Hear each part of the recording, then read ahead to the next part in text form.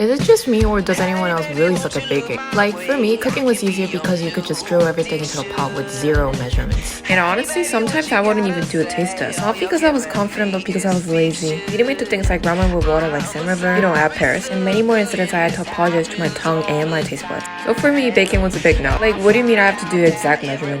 But I was really craving chocolate chip cookies, so I invited my friend that came master baking. And to my surprise, it wasn't that bad. Like, the result turned out much better than what I expected. It was edible. I feel like a lot of times, we're just really scared to start. Once you start, it's really nothing.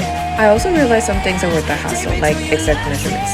Right now, I'm trying to break the habit of jumping into conclusions every single time I'm embracing the gray area because I'm a black and white type of girl. And not gonna lie, baking will still be hard, and I will still throw things in one pot. But it's the effort that counts, right? Guys, please tell me I'm right. Anyways, I hope you have the sweet rest of the week. And God bless you guys. Mwah.